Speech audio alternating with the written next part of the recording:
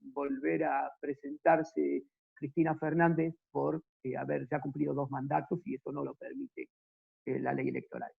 Y por la alianza Cambiemos, una alianza que tenía el PRO, que venía gobernando la Ciudad de Buenos Aires, y el radicalismo, y alguna que otra fuerza más, como la fuerza de Elisa Carrió, y forman lo que se llama la alianza Cambiemos. En la primera vuelta, que fue el 25 de octubre, el Frente para la Victoria aventaja a la Alianza Cambiemos por 3 puntos, o sea, le gana por 37 a 34.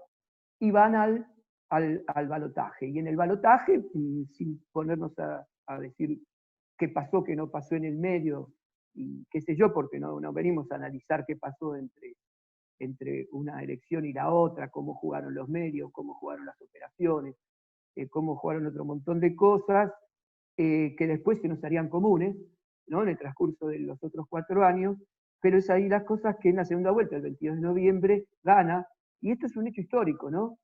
Gana la derecha por primera vez en elecciones, por un 51% a 49%.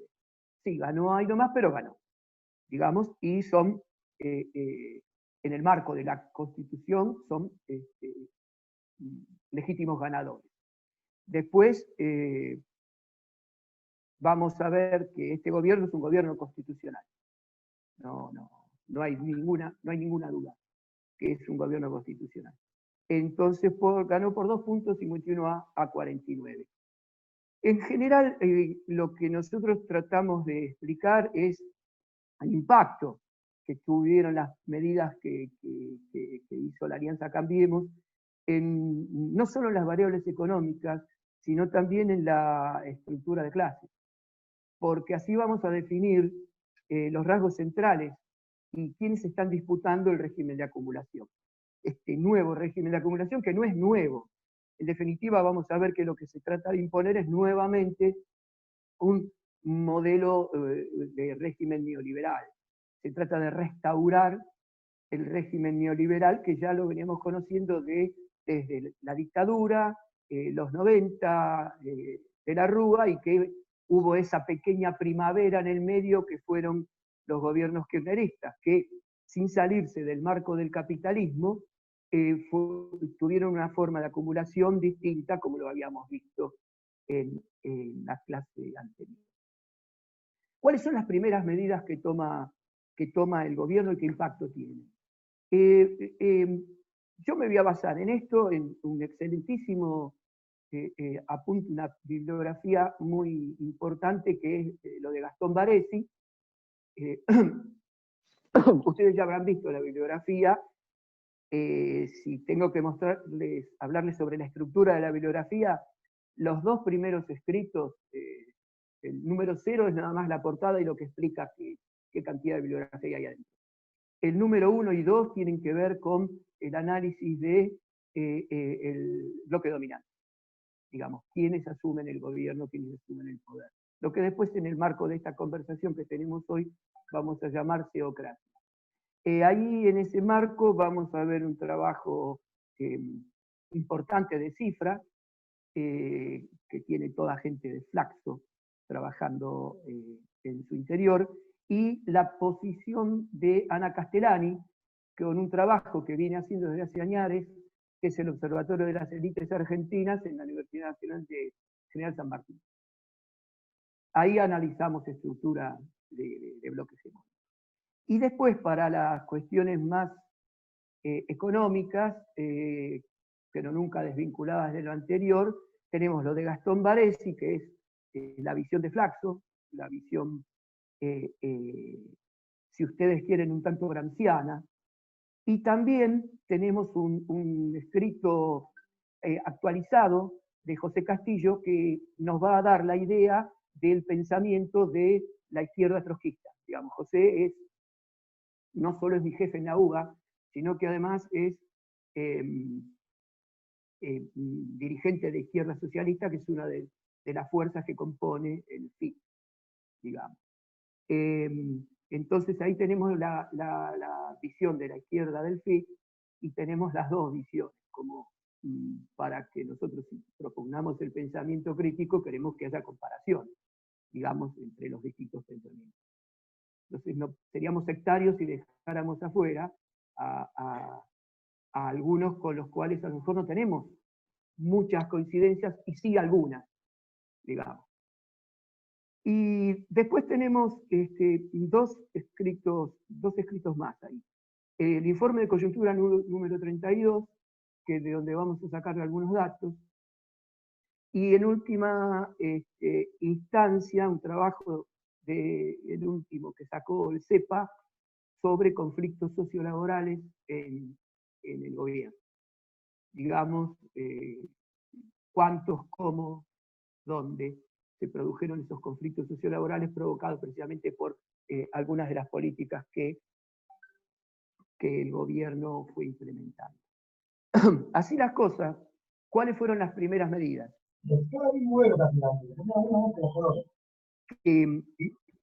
Que tomaron apenas asumieron.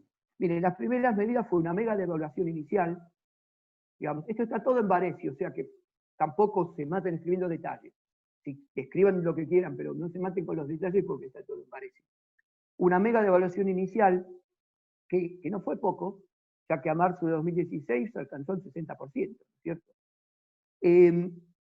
Hubo una desregulación en la compra de divisas, es decir, salir del cepo, como le dijeron en ese momento, dejar que todos pudieran comprar la cantidad de dólares que quisieran, con el precio que le pusiera el mercado, ya que habían hecho una mega devaluación y desregularon la compra. Además, inmediatamente hicieron una baja de retenciones a la soja del 35 al 30%, y después un proceso gradual de baja. Eliminaron directamente retenciones en algunos productos del agro, como el trigo, el sorgo, las carnes y algunos productos regionales. También le quitaron las retenciones. Recuerden que las retenciones son impuestos a la exportación, ¿no?, que cobra el Estado. Productos industriales, a la minería le bajaron las retenciones. Y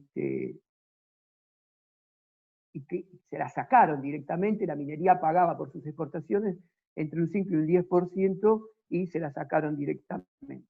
Entonces, si nosotros miramos estas cuatro medidas, o sea, la mega devaluación inicial, la desregulación del mercado de divisas, la baja de retenciones a la soja y la eliminación de retenciones a un montón de otros productos, genera inmediatamente un golpe en la reestructuración económica. ¿Por qué? Porque genera una reprimarización de la economía. Es decir, una reprimarización de la economía en función de las exportaciones, pero al mismo tiempo todo esto hace que baje la recaudación fiscal, digamos. Hay una pérdida de recursos fiscales muy importante. ¿Cómo impacta esto en los distintos sectores de la sociedad? Entonces, ya que venimos hablando, ahora decimos mega, bueno, como hubo una mega devaluación, también hubo mega ganancias para los sectores exportadores. Ahora, no les cobran impuestos a las retenciones, el dólar aumenta, por lo tanto, obtienen muchísimos más pesos que antes por los dólares, mientras sus costos, gran parte de ellos, siguen estando en pesos. Entonces tuvieron un fuerte beneficio.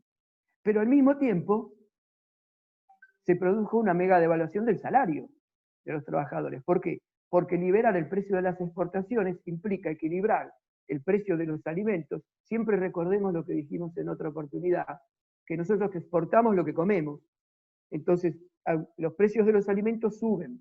Creo que todos vivíamos en esa época de los que veo yo ahora en pantalla, y deben tener memoria de lo que subieron los precios en esos primeros meses de 2016. Porque los precios de exportación arrastraron los precios internos, se notó muchísimo en alimentos, y también en los precios de algunos de los productos que nosotros pudiéramos consumir, y que tienen algún componente importado. Entonces, en muy corto plazo, fíjense que estas son las primeras medidas, hay una fortísima transferencia directa de los sectores populares a los sectores económicos más concentrados. E influye mucho lo que hablamos antes, ¿no? Lo que es la teocracia. O sea, los principales funcionarios de este gobierno provienen de las grandes empresas, de los grandes bancos y también del agro. Digamos, el detalle de esto lo tienen en los dos primeros materiales de la bibliografía, ¿sí? Los que les comenté antes. Lo de Cifre y lo de Castellani.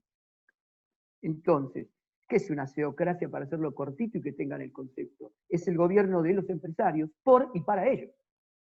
Eso es una teocracia. Digamos, colocan entonces estas grandes corporaciones, estos grandes grupos de poder, estos componentes del bloque hegemónico, colocan en lugares claves del Estado lo que Gramsci llamaba intelectuales orgánicos.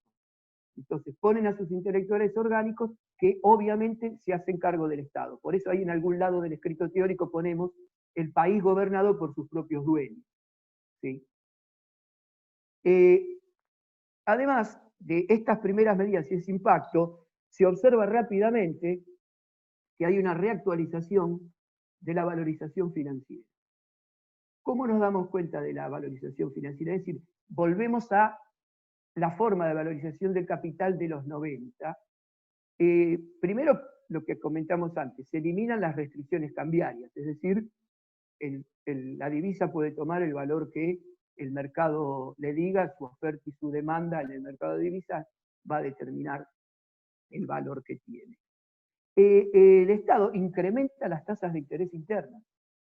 Si ustedes recuerdan una palabrita que se usaba mucho en esa época, LEVAX se llama, se quiere decir letras de Banco Central, que daban una tasa de interés altísima a quienes ponían sus depósitos en LEVAX que eran en pesos. Y al mismo tiempo desregularon el mercado financiero. Por lo tanto, volvemos al carry trade, volvemos a la bicicleta financiera, porque asimismo hay una apertura del mercado de capitales.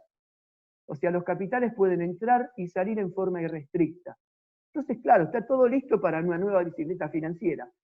Traigo dólares, los cambio a pesos, los pongo a una tasa de interés muy alta y al mismo tiempo, después que me rinden una altísima tasa de interés, la vuelvo a cambiar a pesos y me la llevo nuevamente al exterior.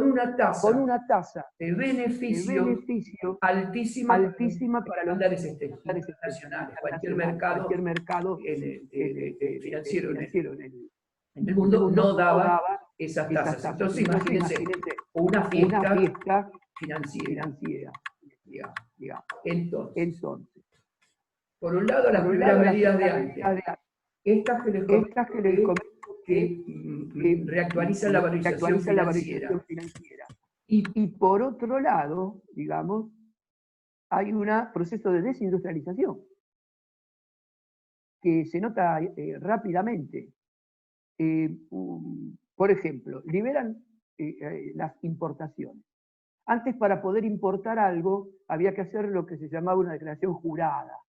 Entonces, esa declaración jurada era analizada por el Estado y decían, no, mira, vos no podés importar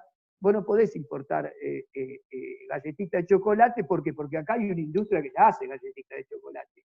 Y vas a competir con nuestra industria. Si competís con nuestra industria, vas a competir contra nuestro empleo, digamos. Porque acuérdense que cuando uno compra un producto importado, le está dando trabajo a un obrero extranjero.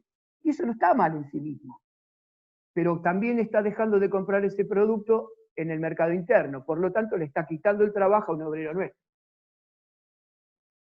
Siempre ese concepto hay que tenerlo. Digamos, compramos un producto extranjero, damos trabajo a un obrero extranjero. Compramos un producto nacional, damos trabajo a un obrero nacional, que podemos ser nosotros mismos. Entonces, esta quita de los permisos para poder importar afectó fuertemente a las pymes, digamos. Y estas pymes que venían medianamente creciendo y con algún plan de inversión, ahora frenan sus planes de inversión. Cuando hay menos planes de inversión, ustedes saben qué pasa con la actividad económica y con el empleo, porque para eso vimos Keynes, para que se entienda cómo se mueve el capitalismo en este caso. Al mismo tiempo, como subieron las tasas de interés de referencia, las LEVAX que les conté antes, suben las tasas de los créditos para las pymes.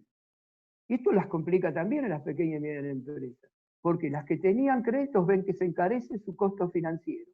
Por lo tanto, les va a costar pagarlo y al mismo tiempo no van a pedir nuevos créditos. No van a hacer nuevas inversiones. ¿Por qué? Porque es muy alto el costo financiero, digamos. Y no hay una garantía de que los beneficios que se obtengan cubran ese costo financiero, por supuesto. Y lo otro que nadie de ustedes ignora es el tarifazo en los servicios públicos. Y ese tarifazo en los servicios públicos no solo nos impactó a nosotros como consumidores de servicios públicos, luz, gas, electricidad, etcétera, etcétera, etcétera, agua, sino también a las empresas, a las pymes, que son insumos necesarios para ellos, el agua, el gas, la energía, la electricidad.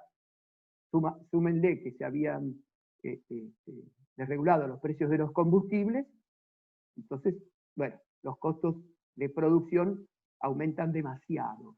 Entonces hay muchas pymes que empiezan a acostarse, que van a terminar en la lona a la larga, pero empiezan a acostarse. Estos 3 puntitos que les hablé de desindustrialización son causas de desempleo en el sector privado, muy fuerte desempleo en el sector privado. Miren, en este primer año, cálculos de algunos que estudian las cuestiones laborales decían que entre los empleados públicos echados por ser la grasa militante y los ñoquis del otro gobierno, más los sectores privados que destruyeron el empleo, estaban cayéndose aproximadamente en estos primeros meses 1000 empleos por día. 1000 empleos por día. Después eso se fue atemperando, ¿sí? Pero en estos primeros meses fue brutal el impacto sobre el empleo. Acá lo que nos muestra es que hay una fuerte revancha de clase. Hay una revancha de clase. Están generando rápidamente un ejército de reserva en el sentido de Marx, digamos, para poder no solo dominar a los trabajadores a través del miedo a la pérdida del trabajo, como hace tantos años ya lo dijo Marx, sino que además ese gran desempleo lo que hacía era aumentar la fuerza de trabajo vacante, por lo tanto permitía bajar el costo laboral a las grandes corporaciones, a las grandes empresas y a todos los sectores que conducían la economía en este momento. Digamos, necesariamente en el 2016 hubo muy fuertes impactos en este sentido. Y quiero recalcar el carácter de clase de las medidas, porque esto lo vamos a ver permanentemente durante los 4 años. Digamos. Y nos vamos en las conclusiones a dar cuenta con quiénes se beneficiaron y quiénes no. Una de las claves que constituyen este retorno neoliberal incluye, como no puede ser de otra manera, el incremento en el endeudamiento externo, digamos, porque es un eje de subordinación el endeudamiento externo, en última instancia, de las políticas, porque uno está supeditado al capital extranjero, digamos, que nos está dando crédito. Entonces, en este año 2016 fue muy fuerte el impacto sobre los sectores.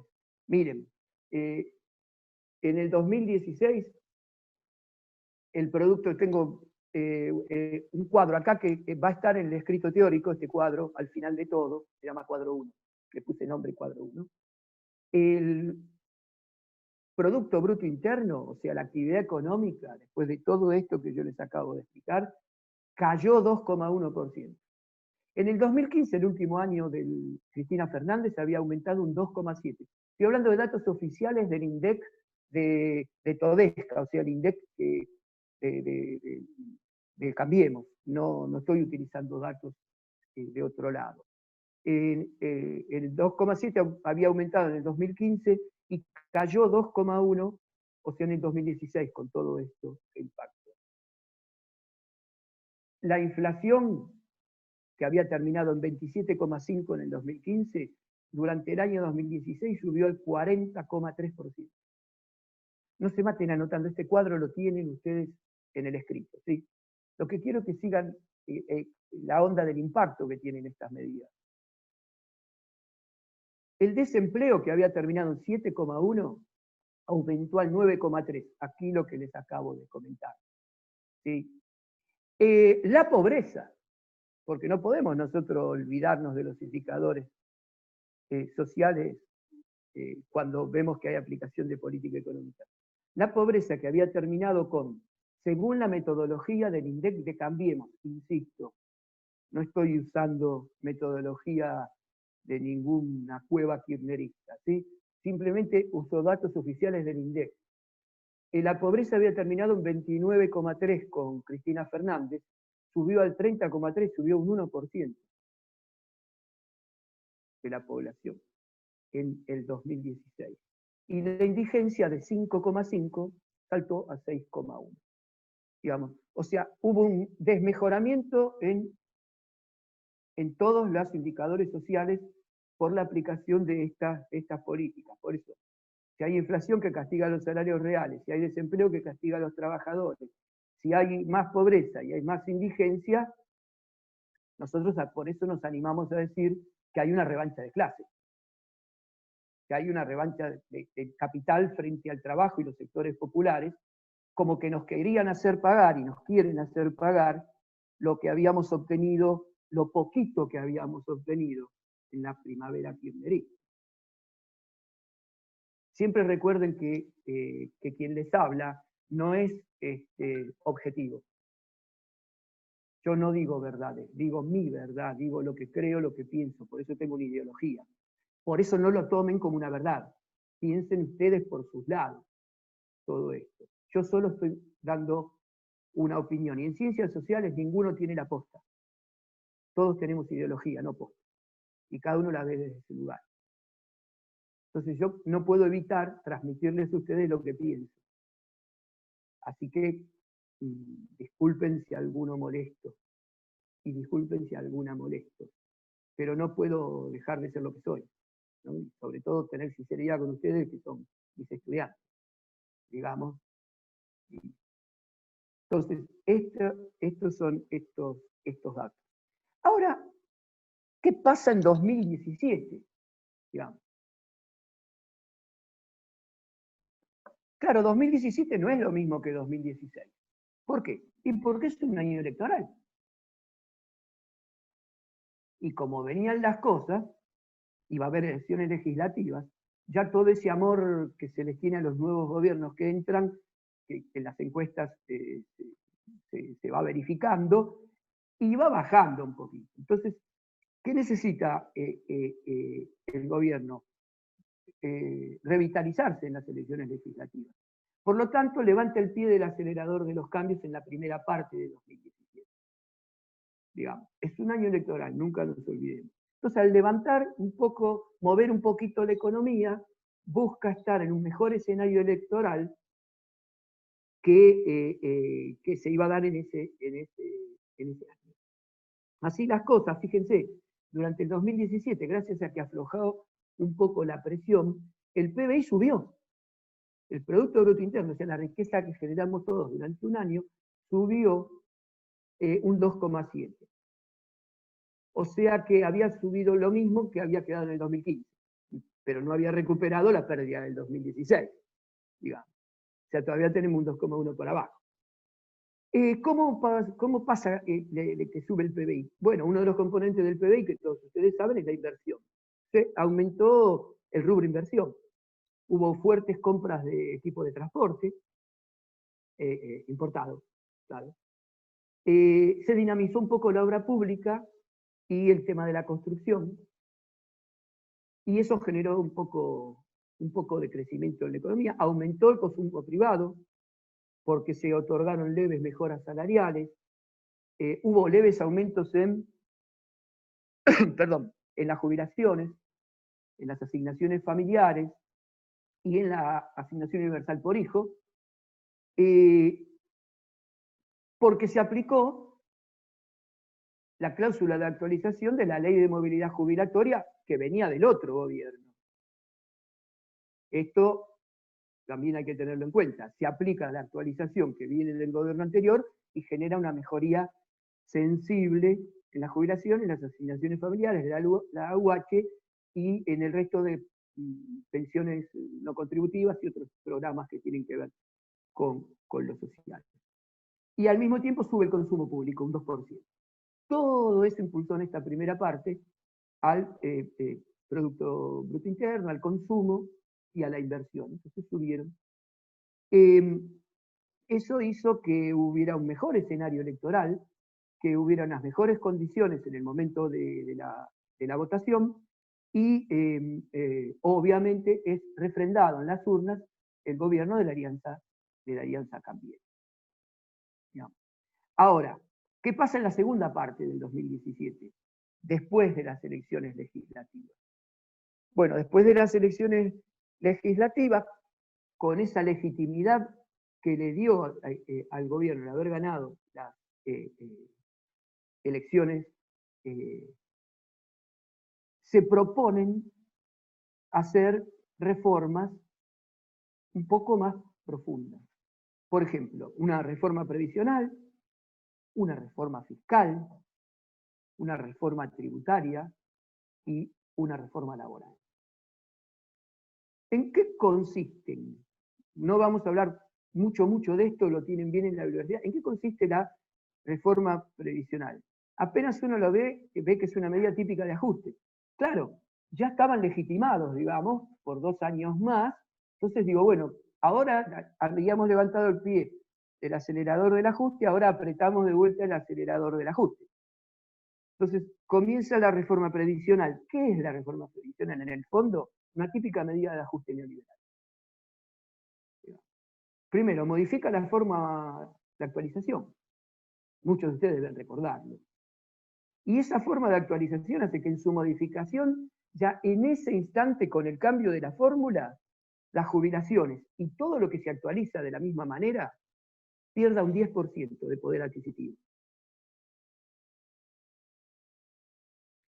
Y cuando digo todo lo que se ajusta por esa fórmula, estoy hablando también de las pensiones, de la AUH, de las pensiones no contributivas,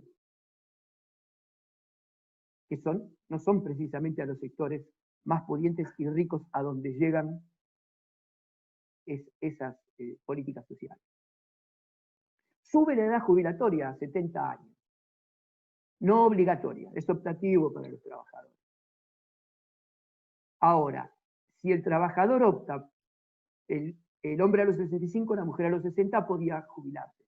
Si el trabajador opta o la trabajadora opta a seguir trabajando, por ejemplo hasta los 70, esos 10 años de las mujeres, o sea, que van de los 60 a los 70, que ahí sí se tienen que jubilar, y de los hombres que van de los 65 a los 70, vamos, pueden seguir trabajando, se les siguen descontando sus aportes, pero los empleadores están eximidos de sus contribuciones. Es decir, es una inmediata baja del costo laboral de los que seguimos trabajando después de los 65 años, como quien les habla. Entonces, los que trabajamos después de los 65 años, nuestros empleadores, en mi caso la UBA y la UNLA, no pagan por mí los aportes patronales. Tienen al mismo profesor más barato. ¿Qué tal? Digamos, no sé si es bueno o malo eso, pero es así. Digamos, es bueno para las finanzas y los gastos. Y si el sector privado, obviamente pasa lo mismo. Con la diferencia que el Estado no obtiene beneficios, como podrían ser las universidades, sino que disminuyen sus gastos. Pero las empresas privadas, cuando les baja el costo laboral, aumentan sus beneficios. Recuerden que el costo laboral Marx lo había denominado capital variable. Y era el trabajo necesario para reproducirse. ¿Sí? Entonces, cuanto más bajo es el capital variable, mayor es la apropiación de excedente. Nunca nos olvidemos de las cuestiones básicas del capitalismo.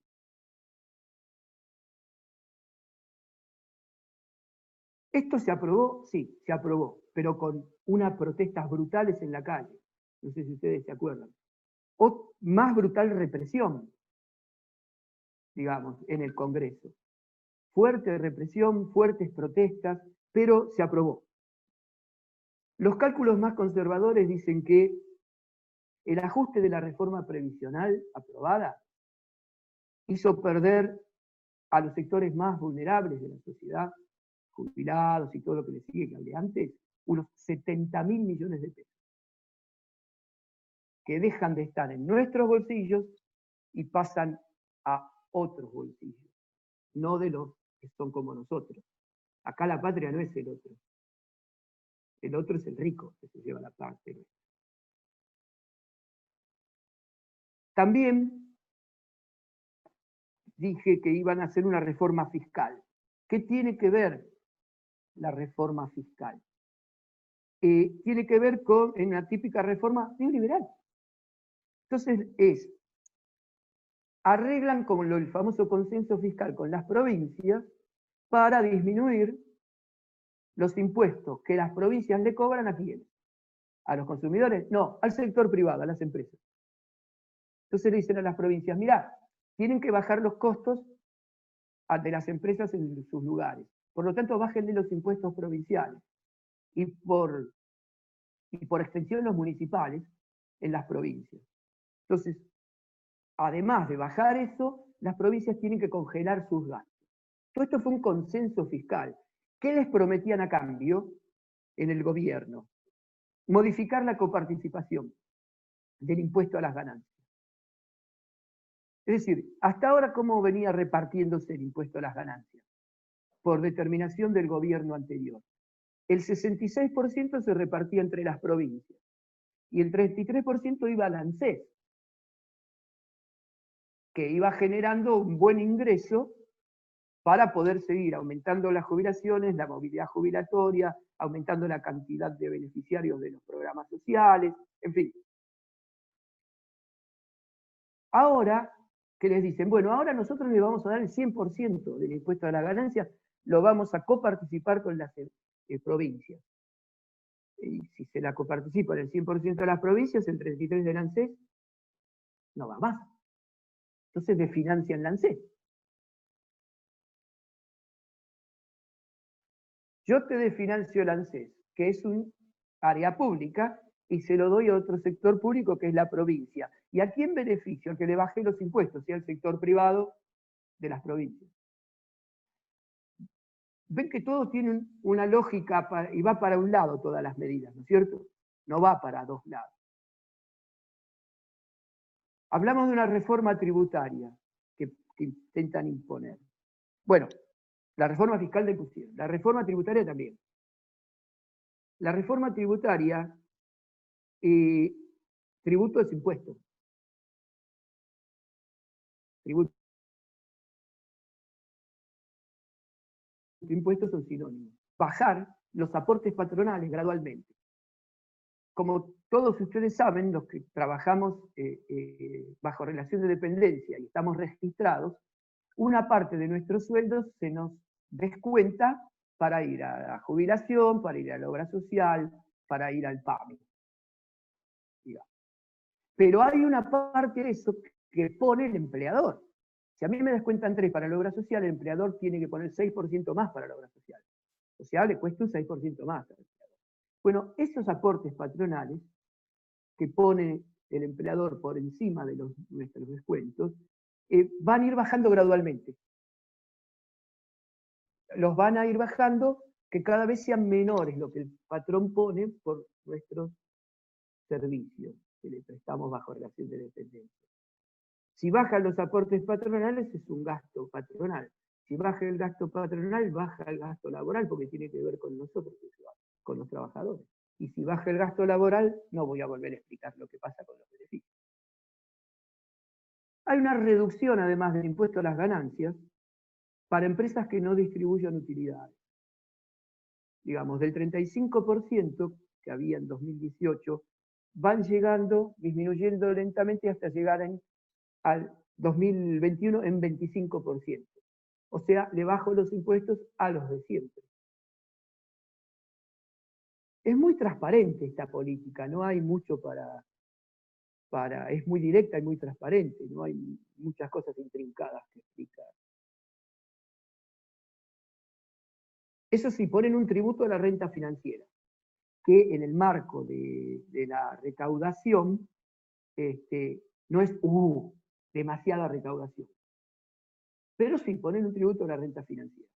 A los que tienen instrumentos en moneda extranjera, por ejemplo, el interés que le da ese plazo fijo en moneda extranjera, sobre ese interés tienen que pagar un 15% de impuesto a la renta financiera. Y los que tienen un plazo fijo en pesos, por ejemplo, tienen que pagar una renta financiera de 5%. Es decir, si tengo 100 pesos a plazo fijo y me da 20 pesos de interés, tengo que pagar de esos 20 pesos un peso en forma de renta, por el impuesto a la renta financiera, digamos.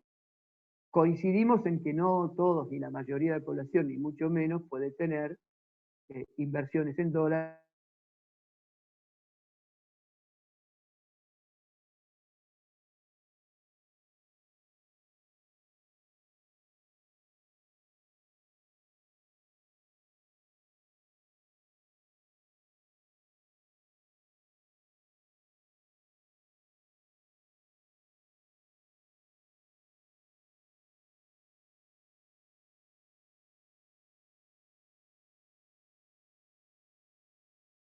Saliendo y volviendo a entrar, el profe. Vayan anotando las dudas o consultas que tengan sobre las distintas unidades para que en la tarde vayamos hablando un poco más puntualmente y más en intercambio. La idea de ahora es la clase más teórica que corresponde a la última unidad, ¿sí? Claro, profe, porque los foros nunca están activos, no sé si a mí solamente me pasa. No hay prácticamente intercambio en foros. Abrimos los foros, por ejemplo, esta semana, la semana pasada, por el tema de los parciales y demás, pero no tuvimos ningún intercambio por parte de ustedes tampoco. Sí, nosotros estuvimos, bueno, eso es lo que íbamos a comentar, estuvimos comentando en los foros el tema que para nosotros ustedes no los vieron porque fueron los primeros foros que el profe abrió hace mucho tiempo. Claro, sí, eso lo tomamos conocimiento después porque revisando el aula, pero no era como el lugar más apropiado. Por eso igual armamos, los que armamos la semana pasada no participaron nadie, no sé si No, porque no están participaron en el activos. anterior. No están activos. Cuando yo quise comentar los foros que ustedes pusieron de evaluación y de consultas, aparecen como que no formamos parte del grupo para comentar. Sí, no dice responder, o sea, siempre Claro. entramos por responder y ahí podemos poner el comentario. En este caso no. Claro, no les deja. Ah, perfecto. Bueno, eso lo tenemos que modificar. Eso lo tenemos que modificar, porque como dijo Tamara, no nos llegan un mensaje de que nos estaban escribiendo en el foro primero, que fue el que se creó en la cursada. Y como toda la semana nosotros subíamos actividad, las consultas dábamos por entendido, siempre recalcando que somos nuevos todos en esto, porque la verdad el profesor nunca dispuso una manera así virtual. Bueno, iban contestando mensajes que le llegaba a Tamara o al profesor vía mail, pero no ahora lo del foro lo arreglamos, no sabíamos que no pueden. Claro, porque Ezequiel sí pudo responder y demás, pero por eso dimos por hecho de que todos podían hacerlo. No, por eso mismo, porque como en los primeros foros no se nos contestó, después yo envié un mensaje privado y tampoco, y cuando vimos lo del parcial... ¿Cómo es tu nombre? Sofía. Ok, mira, a mí por privado no me llegó nada, no sé si a dónde lo enviaste. Yo estoy contestando todos los mails y mensajitos por privado. No, al profe por mensaje privado del aula, el tema es que no poseo, digamos, el email de ninguno de los tres. En el aula no lo busqué, no los encontré. Claro, pero ¿lo mandaste por el aula? Nosotros estamos contestando por el aula, por eso te digo. No, bueno, a mí no se me fue contestada, pero capaz es algo excepcional. Puede que no haya llegado, vamos a la próxima, igual chequeamos. Bueno, ahí volvió el profe. Sí, yo también mandé mensaje al foro que no se me contestaron. Elizabeth, bueno, sí. a la tarde, cuando estemos haciendo lo de la clase de apoyo, hablamos de estas cuestiones, ¿sí? Pero ya anotamos lo de Sofía y lo que nos dijeron que no pueden contestar o hacer preguntas en ¿Sí? Dale, perfecto, gracias. Ya lo pasamos. Bueno, profe, le dejamos para que continúe. Bueno, no, acá se colgó, no sé de qué estaban hablando, pero después en el foro dicen que lo van a tratar y yo un rato voy a participar de ese foro, de las dudas y todo eso con los ayudantes, que son los que lo van a llevar adelante, igual. Pero yo igual voy a estar también a la tarde. Bueno, como ustedes ven, estoy siendo telegráfico, porque la idea es darles conceptos para que ustedes después puedan abordar la bibliografía. Nuestra bibliografía, les aclaro, de la unidad 2 es mucho más grande.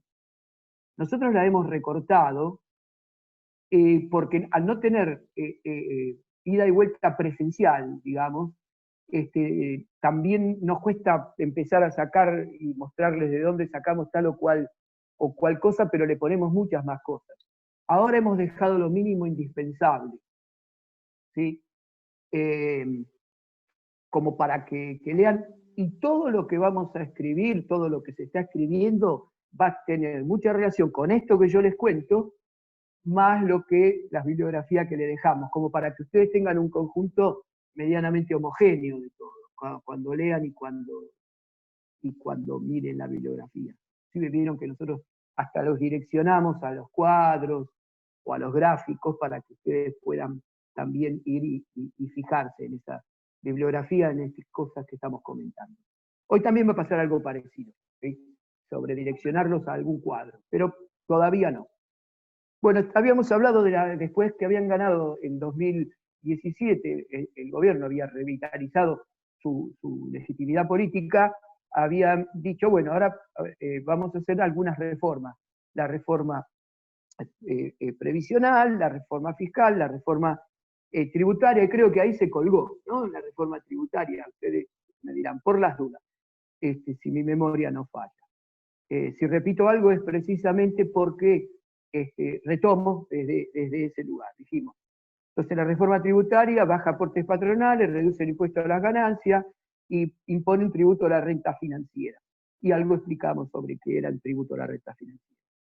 Y dijimos que había una nueva transferencia del Estado al gran capital porque todos los incrementos que ellos puedan tener en los impuestos por la renta financiera son mucho más que compensados con las disminuciones que tienen en los otros impuestos. Es decir, el resultado neto es positivo para el gran capital. Miren, en 2018, de acuerdo a lo que saqué yo de una bibliografía y que tengo acá en mi machete, esas medidas equivalen a 140.000 millones de pesos. O sea, que decimos que el Estado deja de obtener. Y después tenemos que hablar nuevamente de que después de que ganaron las elecciones, y ustedes se van a acordar perfectamente, hubo un nuevo tarifazo, fortísimo. O sea, un nuevo tarifazo, lo que se llamó el tarifazo postelectoral, en luz, gas, combustibles, agua, en todo, ¿sí?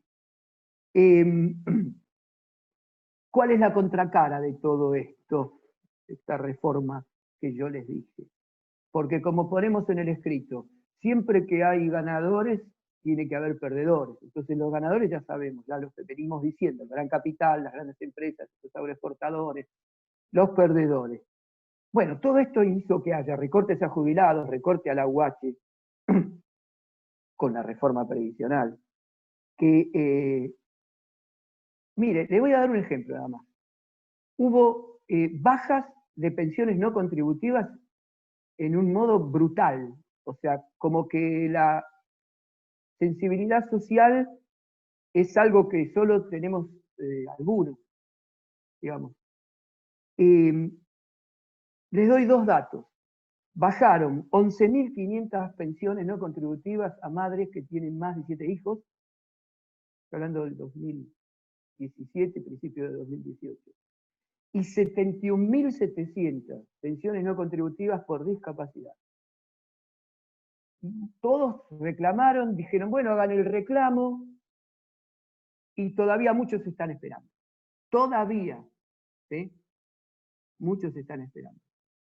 Entonces, hay claros ganadores, hay claros perdedores. Y me queda para hablar de dónde. Desde el lugar de la reforma laboral. Acá no tuvieron éxito. No pudieron imponer la reforma laboral. ¿Qué implicaba esta reforma laboral? Obviamente, apuntaba a bajar el nivel de protección de los trabajadores.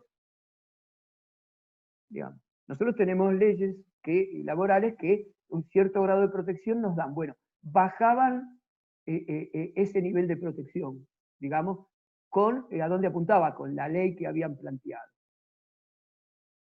Flexibilizar las condiciones de trabajo, que es algo que siempre le fascina al poder empleador. Quitarle al empleador la responsabilidad, por ejemplo, de los trabajadores tercerizados. Es decir, yo soy Edesur y contrato para que me arreglen los cables que se caen a una empresa, a una pyme, terciarizo, y ellos se van a encargar de hacer eso. Y esa pyme tiene trabajadores. Si a ese trabajador le pasa algo, Edesur no se hace cargo. Digo una empresa de servicios, ¿no? Que se haga cargo la pyme. Bueno, a ese nivel era. A nosotros no nos vamos a hacer cargo de lo que le pase al trabajador de la empresa tercerizada. ¿Por qué? Porque no es empleado nuestro, es empleado de la empresa tercerizada. Afortunadamente hoy frente a esto, hay jurisprudencia, es decir, hubo juicio frente a esto, que no le permitieron quitar la responsabilidad de la empresa madre, digamos, la que contrata a la pyme para hacer trabajos, si le pasa algo a los trabajadores de esa pyme tercerizada. Pero es porque tampoco pudieron imponer la reforma laboral.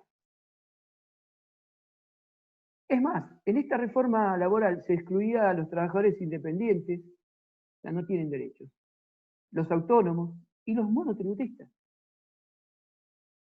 O sea, no son trabajadores. Cuando todos sabemos que muchos de los monotributistas es trabajo asalariado encubierto. No es que son técnicos o profesionales independientes, sino que es un trabajo asalariado encubierto y que si querés laburar no tenés otra. Esto viene de los 90 ya. Cuando hay mucho desempleo, todas estas flexibilizaciones, estas precarizaciones, tienen efectos, surgen, sirven, y los trabajadores las aceptamos porque si no, no trabajamos. Entonces, digo, iban también a quedar excluidos estos trabajadores. Y por último, querían crear un fondo de cese laboral. ¿Qué es el fondo de cese laboral? Decían, pero la industria de la construcción lo tiene, vamos a hacerlo para todos los trabajadores. Perdón. Era descontarle una parte del sueldo a los trabajadores que formarían parte de la indemnización cuando lo echaran. Es decir, uno se juntaba su propia indemnización con su salario. Entonces cuando te echaban, vos te pagabas la indemnización porque la habías venido juntando. Y el empleador no te paga nada, no gasta nada en vos. Por lo tanto te puede echar, tomar, sacar, hacer lo que quiera. Total, no te paga indemnización. O sea, más atropello al mundo de los trabajadores. No sé. Bueno, por suerte, esta no pasó, porque estas medidas fortalecen tanto la posición del capital, que hasta los que siempre están y ahí reacios a hacer alguna medida de fuerza, hicieron medidas de fuerza, frente a las centrales sindicales, las centrales que no están vinculadas a la CGT desde ya, digamos, las centrales que están diversificadas adentro de la CGT, todo lo que yo, la parte que maneja Palazzo, el bancario, Moyano, que están afuera de la conducción, digamos, en este momento, estaban afuera de la conducción concreta de la CGT, disputaban entre ellos, inclusive no estaban dispuestos a dejar pasar esto, y ni que hablar las dos CTA y el resto de los movimientos de trabajadores, partidos de izquierda, etcétera, etcétera, que que se opusieron férreamente a todo esto, y también la oposición peronista. Vamos, ven que digo peronismo y no digo PJ, digo peronismo. ¿Sí? Entonces, se presentó en 2017, luego tantas presiones sindicales, sociales, políticas, que la trasladaron a marzo del 2018, pero nunca pudo ser tratada. Nunca tomó estado parlamentario, porque nunca pudo ser llevada al recinto y no pudo ser aplicada.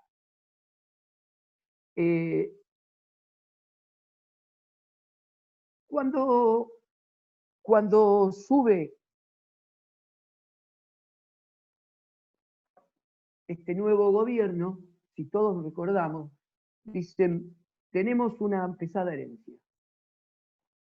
¿En qué consiste esa pesada herencia? Una altísima inflación,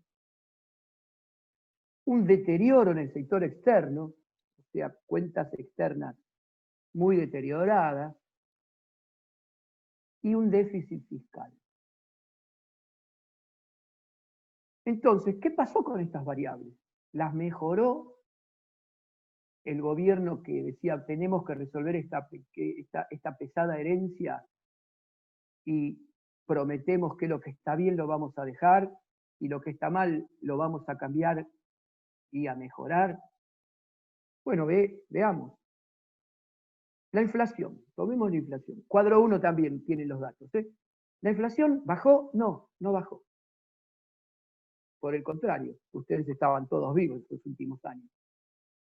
Saben lo que pasó con la inflación, pero acá están los números duros, que como dije la otra vez, son tercos los números. No se puede mentir, son números oficiales, no estoy hablando de números de otro lado.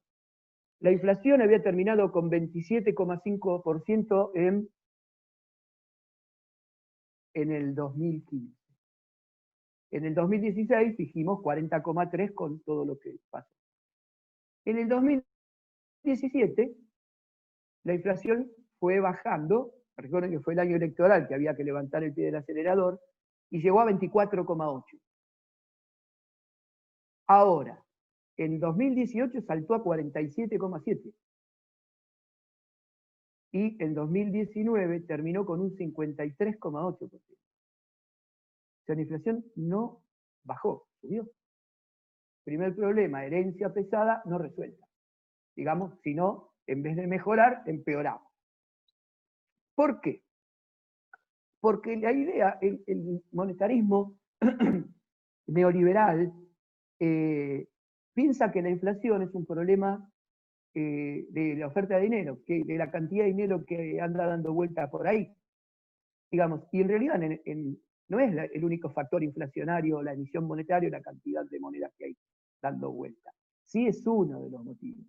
Pero en este caso influyeron otros casos que impactan sobre el índice de inflación y sobre los precios que soportamos todos nosotros.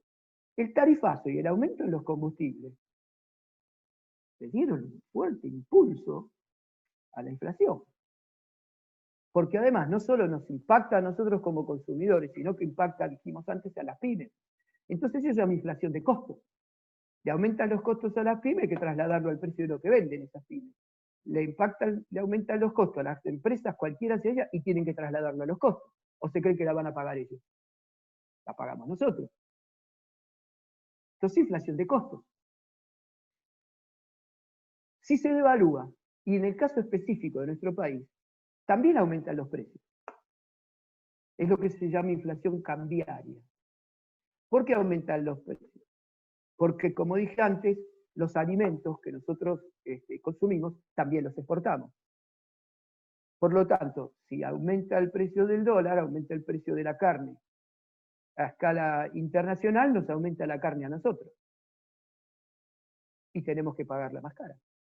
Y si aumenta el precio del trigo, tenemos que pagar más caro el pan. Entonces, esa inflación cambiaria se ve rápidamente el impacto en nuestras economías. Y además hay otro tipo de inflación que se cuida muy bien de mencionarla, que es La inflación que provoca la concentración económica.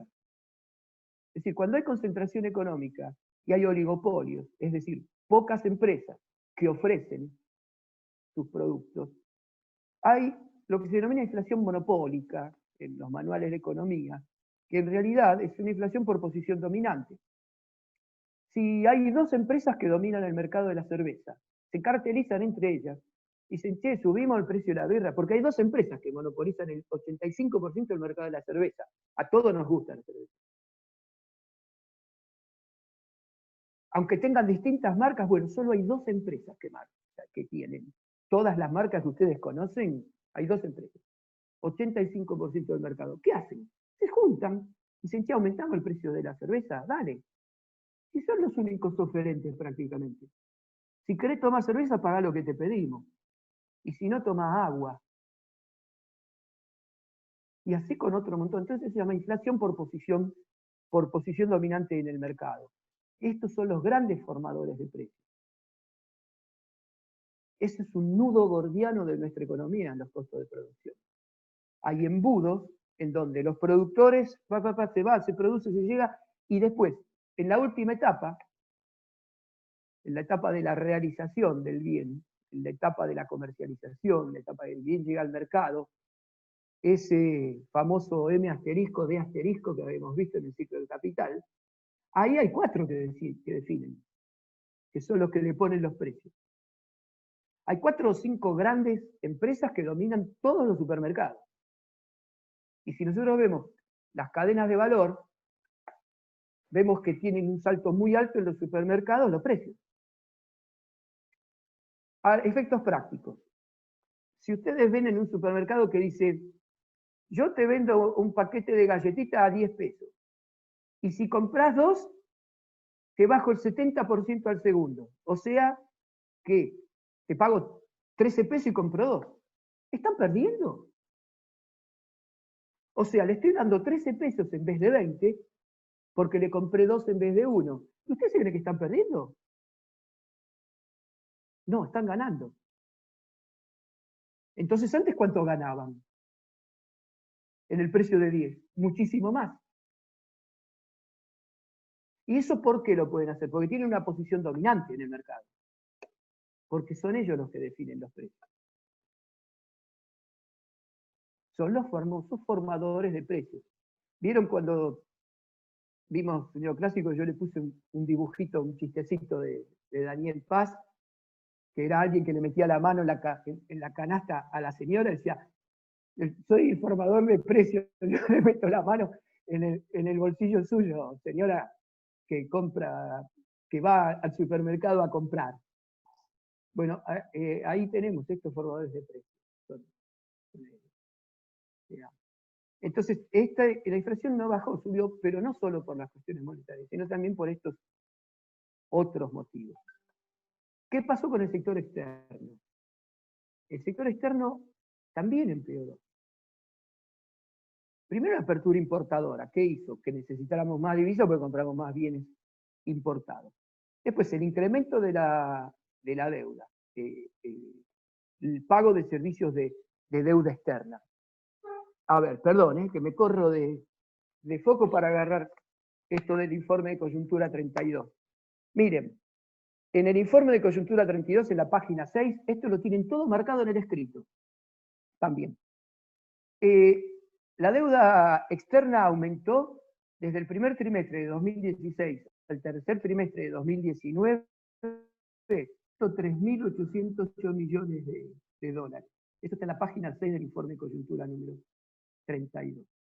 Si decimos 2016 a 2017, estamos diciendo gobierno de Cambiemos, no estamos diciendo que venían 200.000 millones de antes, sí, está bien. Pero estoy diciendo 103.808. Ahora, es notable en ese mismo gráfico que paralelamente y con una correlación altísima, también se dibuja la fuga de capitales. Y hay una correlación muy alta, porque de esos 103.000 millones que se tomaron, 93.667 se fugaron. O sea, se toma deuda para que se fuguen, a través de diversos mecanismos. No hay uno solo. El de la bicicleta financiera es uno, después hay otro. para fuga de divisas, como hacen las empresas. Subfacturan exportaciones y sobrefacturan importaciones, con empresas vinculadas en el exterior, que son de ellos mismos. Entonces dicen, te vendo 500 toneladas de trigo y en realidad en el buque van 1000 toneladas de trigo. Pero al decir 500 toneladas pagan retenciones por esas 500 toneladas, nada más. Dije de trigo que no tiene retenciones, digo, pero supongamos que pagaran de soja. Y sin embargo están exportando 1000, deberían pagar el doble. Bueno, eso forma parte de la fuga de capitales. O sobrefacturan importaciones. A una empresa vinculada dice que le compraron servicios de asesoramiento por 200 millones de dólares, y son ellos mismos los que se compraron. Entonces, hay un montón de formas de fugar. Lo cierto es que hay cuentas en la balanza de pago que se llama formación de activos externos. De estos 103.808 se pudo determinar que hay 93.667 que se fugaron. Un datito, digamos. Entonces el sector externo empeoró, la deuda influyó muchísimo, muchísimo. El sector público, que era uno de los problemas, había déficit en el sector público. Digamos, ¿qué pasó con el déficit en el sector público? Empeoró también. Loco, no arreglé nada, empeoré todo. No es que no saben. Vieron que hay muchos comunicadores que dicen, son burros, no saben, no son unos ineptos. No, señores y señoras, no son ineptos, vienen a hacer esto.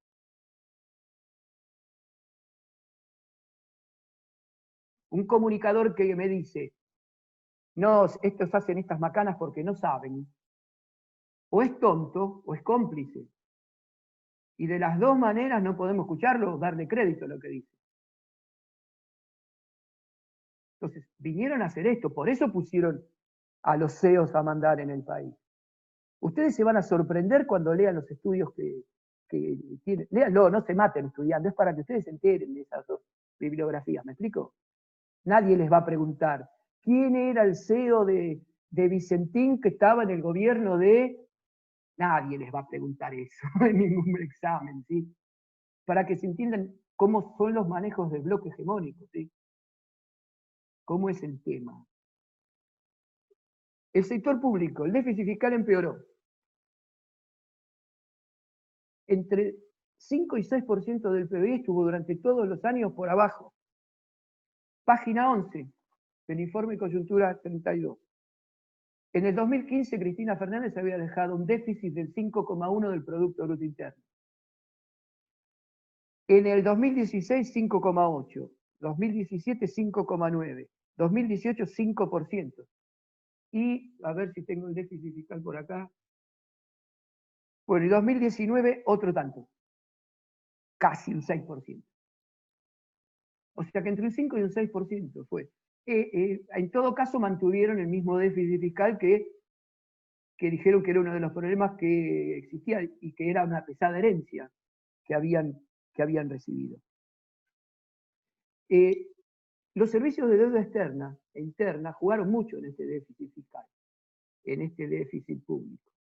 Cuando las LEVAC que les nombré antes, las letras eran en pesos, el peso dejó de ser atractivo por empezar a desconfiar de él, el Banco Central tuvo que sacar otra serie de letras que se llamaron LELIQs y que estaban en dólares. Porque en dólares son más confiables que los pesos. Entonces, las LELIQs, si ustedes ven la página 8 del informe de coyuntura, perdón, no, la página 8 no, las LELIQ, en la página 9, acá la tengo.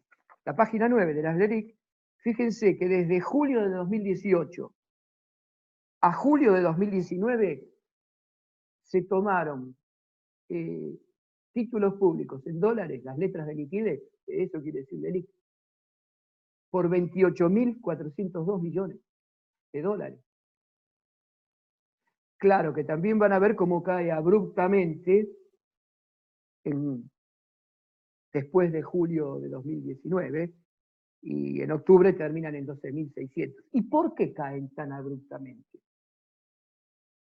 Y hay algo que pasó en el medio, que fueron las PASO, las primarias, abiertas, simultáneas y obligatorias. De ahora vamos a hablar un cachito, pero después de eso. Entonces, cuando vieron el resultado de las PASO, ¡pum! Post-PASO empezaron a pieza en polvorosa, retirada urgente. ¿Por qué? Porque esto, las facilidades que tenemos hasta ahora, si pierde este gobierno no las vamos a tener, entonces vayámonos antes que sea tarde. A partir de abril de 2018, por ejemplo, el gobierno deja de tener financiamiento privado. ¿Y qué es lo que hace? Busca financiamiento institucional. Y es ahí cuando se vincula con el Fondo Monetario, en mayo de 2018. Y el préstamo con el Fondo Monetario ya muestra que si le fui a pedir al fondo es porque algún problema tengo. Y ahí empieza a subir el tipo de cambio. El tipo de cambio, según el informe de coyuntura, la página 8, en julio de 2018 estaba en 41,8 pesos, digamos. Y en septiembre de 2019 ya está en 63,2. Perdón, en octubre de 2019, 63,2. O sea, cómo va subiendo el tipo de cambio frente a la desconfianza. Y súmenle que en el medio de esto estuvo esa formidable devaluación que hubo al otro día de las PASO, que muchos dicen que fue propuesta como castigo por alguien que le dio bronca haber perdido las PASO. Es una hipótesis, puede tener algún viso de realidad o no. Lo único que sé es que pasó. Y si el Banco Nación salió a vender más caro el dólar ese día, y el Banco Nación lo maneja el gobierno, es el Banco de la Nación, de algún lado habrá salido la instrucción de salir a vender dólares más caros.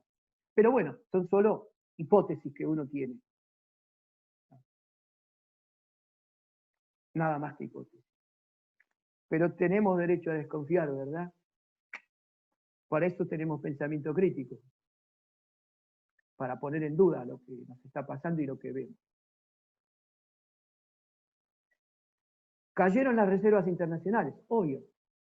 Con la fuga que hubo, ¿cómo no van a caer las reservas internacionales? En la página 22 del informe van a ver que es como una escalera así de punto Bogán. Cuando entra el préstamo del FMI, las reservas internacionales habían llegado a 68.732 millones de dólares. Y en octubre de 2019 ya habían bajado a 43.000. ¿Por qué? Porque parte de las reservas internacionales financiaron esa fuga. O sea, entraban los préstamos y salían, se fugaban. Entonces fueron agotando las reservas. Todo esto, fíjense, el sector externo, el sector público, la inflación, fueron empeorando. No, la gran pesada herencia no fue mejorada. Lamentablemente, ¿no? Porque ya sabemos quiénes fuimos los que estamos pagando todo eso todavía. Entonces, ¿qué nos dicen algunos indicadores sociales? Miren, ¿qué pasó con los salarios reales de los trabajadores registrados? Y esto ya es en la última referencia al informe de coyuntura 32, en la página 17. El salario real promedio de trabajadores registrados. ¿Qué quiero decir? Los que están en blanco.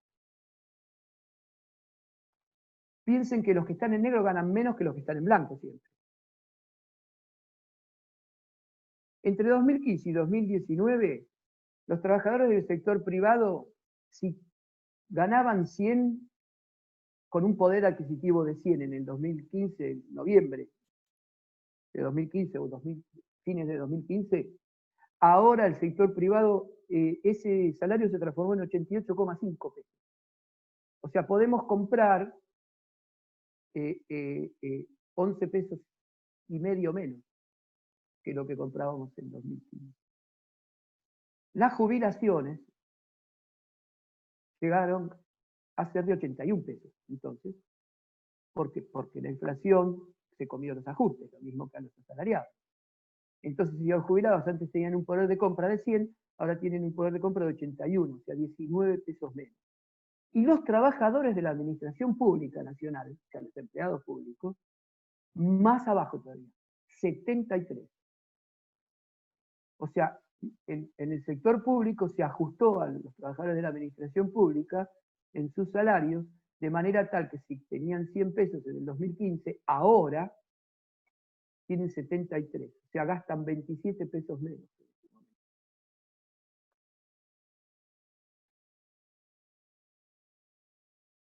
Un dato, el desempleo. En el 2015 terminó con 7,1, habíamos dicho. Y también dijimos que en el 2016 aumentó a 9,3. En el 2017 se mantuvo, 9,2. En el 2018 se mantuvo en 9,1. Y en el 19, 8,9. Que es la cifra más baja del 2019. O sea que de todas maneras el desempleo aumentó respecto al último año del gobierno de Cristina Fernández de Kirchner. La pobreza. Habíamos hablado del 29,3. Del 16 al 19 tuvo este camino, este derrotero. En el 16, 30,3. Habíamos dicho que había aumentado un puntito. Bajó 25,7 en el 2017 por ese aflojamiento de la aceleración, pero ya después con las nuevas políticas que estuvimos explicando, aumentó a 32% en el año 18 y a 35,5% en el 19. Se estaba hablando de 2-3 millones de personas más que caen en la pobreza. La indigencia en el 2015 dijimos era de 5,5, saltó al 6,1, 4,8, se le pasó lo mismo al empleo en el 2017, 6,7 en el 18 y 8% en el 19. O sea, aumentó 2,5 puntos la indigencia. Si tomamos de referencia el inicio, es casi un 50% más de indigentes.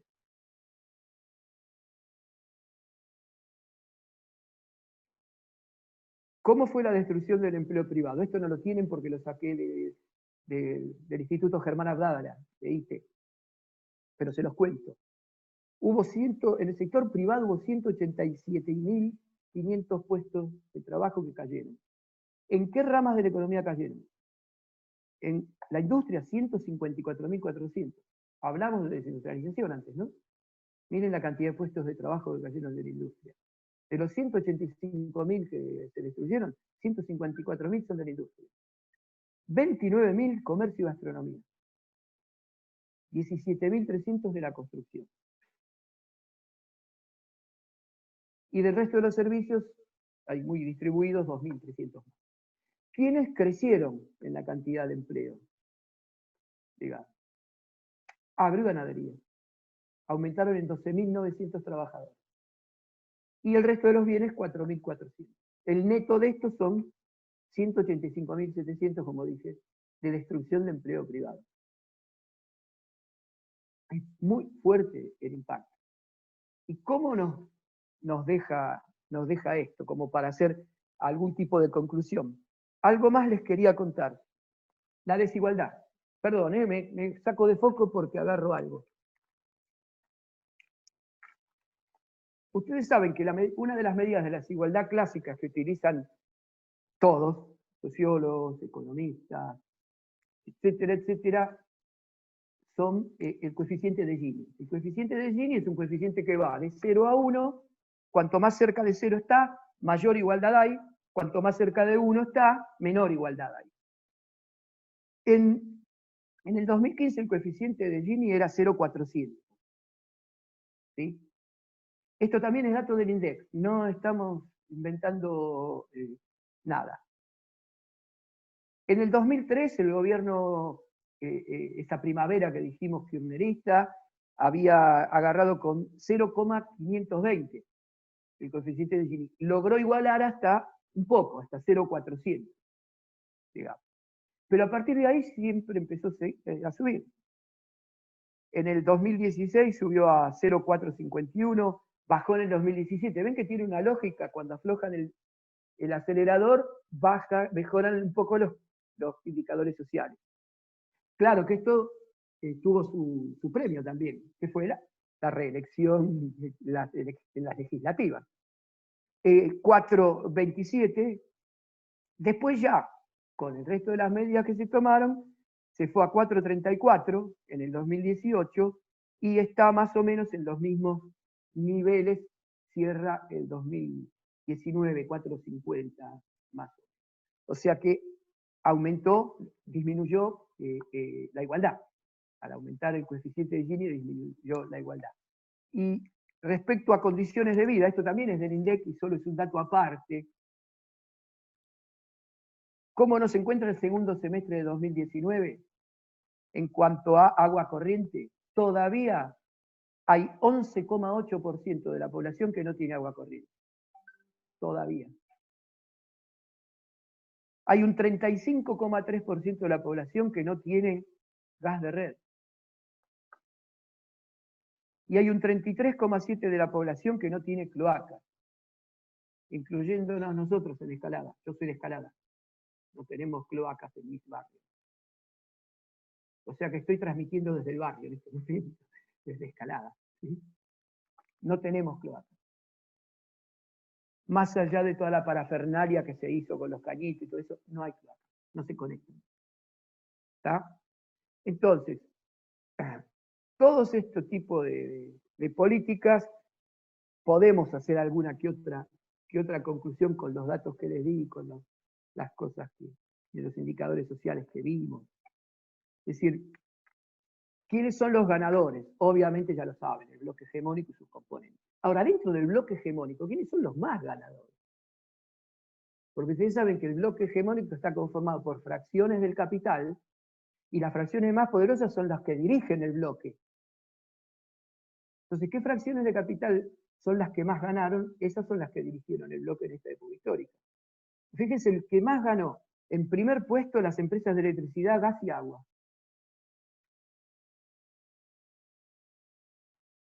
¿No? Ya está todo más o menos claro, no tengo que explicarles por qué, después de todo lo que hablamos. En segundo lugar, las entidades financieras, obvio. Con la bicicleta, la especulación financiera. En tercer lugar, el sector agropecuario. En ese orden de ganadores, digo, de acuerdo a parámetros que tienen que ver con su actividad propia económica, sus beneficios, sus utilidades, sus ganancias, etcétera, etcétera. Y las primeras, estas tres son las que prevalecen, son las que dirigen. Más abajo están, y estamos hablando de grandes jugadores, no estamos hablando, cuando hablamos del sector agropecuario, de la UTT, ¿sí? que tiene las granjitas, o que tiene, o los amigos que tienen una hectárea y que están sembrando ahí alimentos frescos. No, estamos hablando de grandes jugadores. ¿Sí? Entonces, más abajo aparece el comercio, la construcción y la industria. Y claro, último, la industria. También los datos que dimos antes nos podían hasta hacer reflexionar sobre que era lógico que esto ocurra. Este tipo de medidas, entonces, permiten que nosotros digamos desde nuestra posición, desde nuestro lugar, que acá hubo una restauración conservadora del régimen neoliberal, digamos, con cambios estructurales muy fuertes, difíciles de cambiar para cualquier gobierno de un signo medianamente más nacional, más popular, muy difícil de cambiar. ¿Sí? Porque lo que antes llevó a lo mejor 12 años mejorar un poquito, en 4 años esto cayó más abajo todavía. O sea que, si supongamos que hubiera 12 años más de un gobierno capitalista que pretende repartir, que haya desarrollo económico con inclusión social, tampoco van a alcanzar esos 12 años. A menos que se vaya muy a fondo. A menos que se vaya muy a fondo. Pero en el marco del capitalismo muy a fondo tampoco se puede ir hasta un punto, digamos, porque siempre tenemos el límite de la propiedad privada. ¿Hay formas de traspasar esos límites? Las hay, pero no pensemos nada alocado, digamos. Nacionalización de alguna empresa, que tenga poder económico, porque si yo nacionalizo una empresa que tiene poder económico, que tiene incidencia en la producción, no sé, AISA ya está, pero les digo, sí, Edesur. Y les estoy inventando, estoy haciendo política ficción, ¿sí? Entonces, no es lo mismo tener Edesur en manos nacionales que tener en manos privadas. O lo que hoy se está discutiendo del comercio exterior de granos, tener una gran empresa que pueda ser una jugadora en el mercado, no es lo mismo que tener una gran empresa nacional que esté jugando en ese mercado. Entonces, hay algunas posibilidades. Y todo eso en función de ¿qué? De mejorar las condiciones materiales de vida de nosotros. Porque uno no apoya a los gobiernos para estar peor. La gente no vota a los gobiernos para estar peor. Vota a los gobiernos porque se cree lo que le dicen, y una vez que lo votan después aparecen estas cosas, pero vota en general para estar mejor. No vota para estar peor. Entonces hay una restauración conservadora de este régimen. Obviamente hay un ajuste muy fuerte del Estado, como para sintetizar lo que hablamos. Deja de recaudar de los sectores más ricos, ajusta el gasto social, quita subsidios a los sectores medios y bajos, incluyendo pequeñas y medianas empresas, que son grandes generadoras de empleo, por eso también el desempleo que hay. Propone y logra una precarización laboral, un alto desempleo también, aumenta el desempleo, vimos, caen los salarios reales, y como vimos, aumenta la pobreza, desigualdad e indigencia. Hay una retirada del Estado, bien de acuerdo con los modelos neoliberales. Y solo está el Estado para garantizar esta reproducción capitalista en el país, este tipo de acumulación, la que nos propone el neoliberalismo. Entonces, si está para garantizar este régimen, lo tiene que garantizar como sea.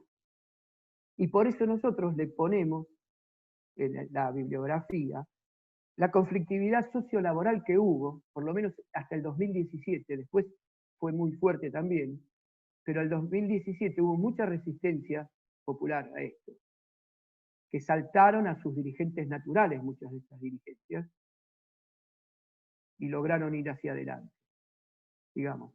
Pero ¿para qué está el Estado también?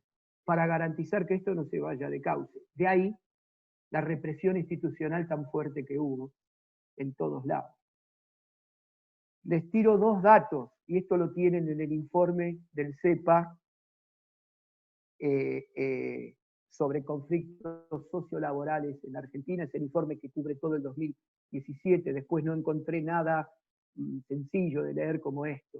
Está bien, tengo los informes de la Correpi, tengo un montón de otros informes, pero me parece que esto es sencillo y en realidad muestra una realidad que no cambió en los 2 años que siguieron.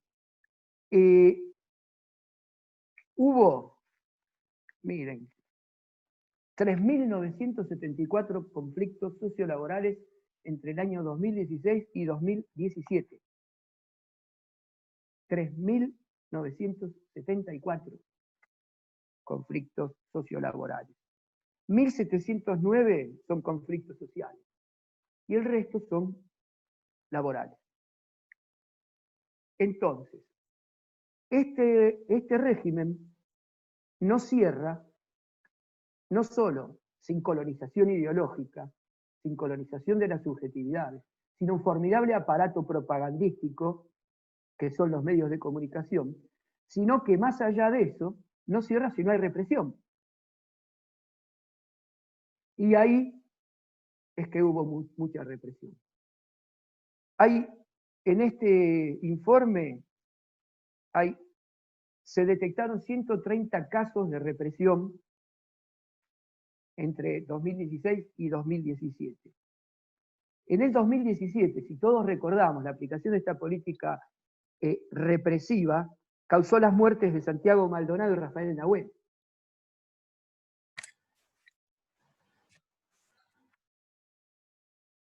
Hubo 250 heridos,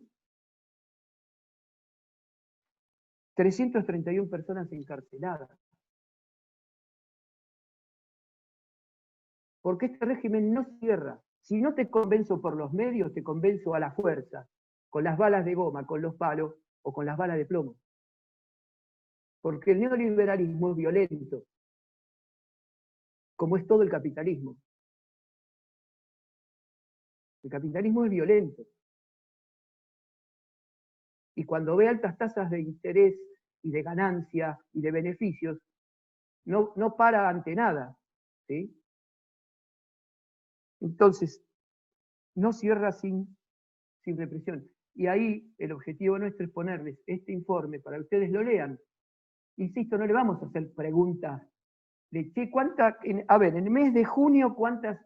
Está bien, va a ser a libro abierto lo que le vamos a tomar. Pero no le vamos a decir, en junio del 2017, ¿cuántas protestas sociales hubo? No, vos vas a decir 5. Lo que importa son los conceptos, ¿me explico? Entonces, no cierra sin represión. Colonización ideológica o represión, por las buenas o por las malas. Estamos frente a una estructura muy poderosa y que nos va a costar mucho cambiarla, lentamente pero cambiarla. Las soluciones de corto plazo, las soluciones fáciles, no son posibles. Más allá de que existan condiciones objetivas para realizar cambios. Por más que todo, las condiciones objetivas son esos indicadores sociales que les leí. Existen esas condiciones objetivas. Pero no alcanza con eso. Es como, digamos, si no estamos convencidos de ese cambio, no vamos a jugarnos por ese cambio. Ese cambio va a llegar con un proceso histórico, en donde vamos a tener que reconfigurar todas nuestras uniones y todas nuestras alianzas, y vamos a tener que inventar un cambio específico para nuestro propio país, dado sus características. Y todos los países ya se dieron cuenta que la aplicación creativa del materialismo dialéctico, del materialismo histórico, implica generar cada uno su propio camino hacia ese cambio, tarde lo que tarde. Y con los escalones que haya que tener en esos escalones.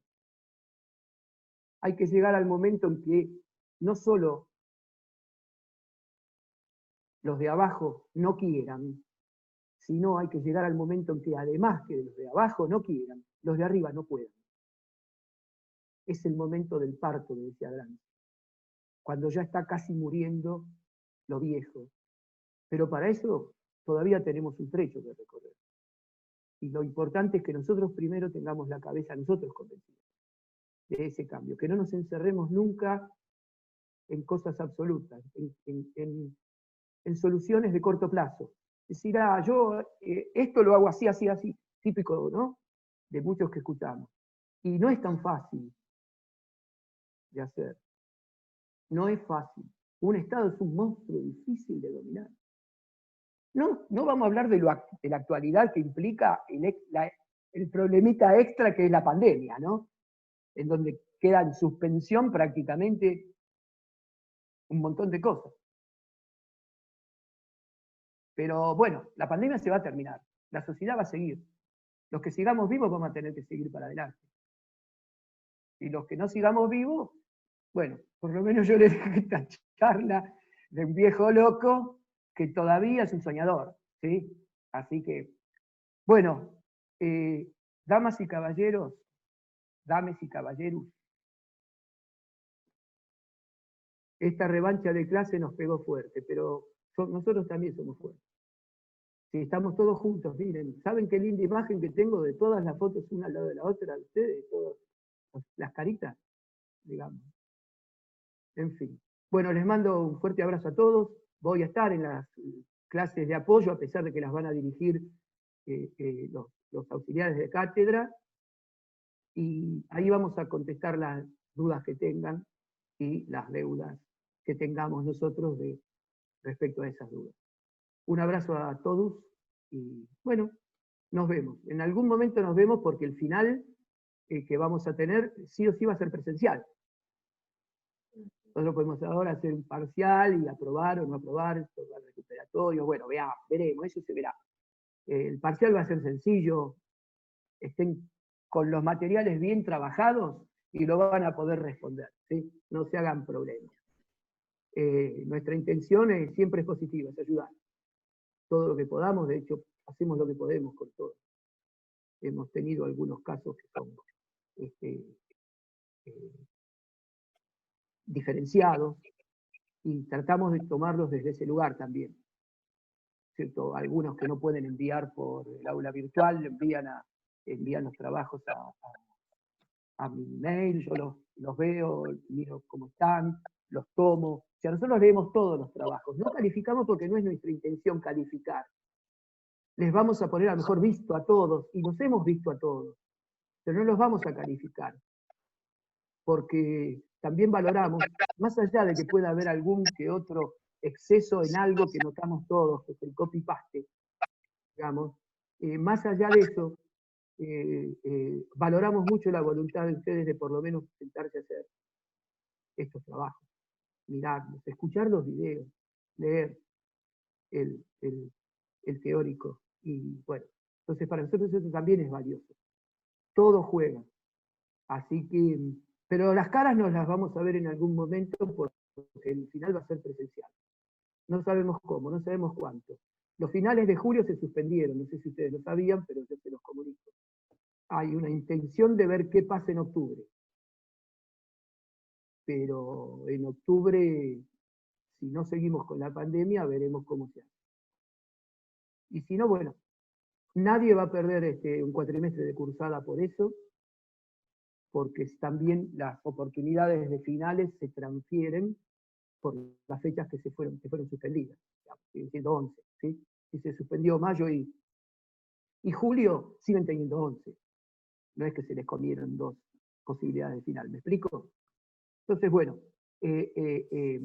nos vemos en un rato, porque tipo 15 horas ya se abre el otro Zoom para la consulta. Muchas gracias y gracias, profe. Hasta la próxima. Chao. Gracias. Chao, hasta luego. Chao, hasta luego, nos vemos en un rato. Chao. Esto se los ponemos, se los subimos junto con el escrito al aula, este Zoom. ¿Está? Ok, muchas gracias. Suerte, chicos.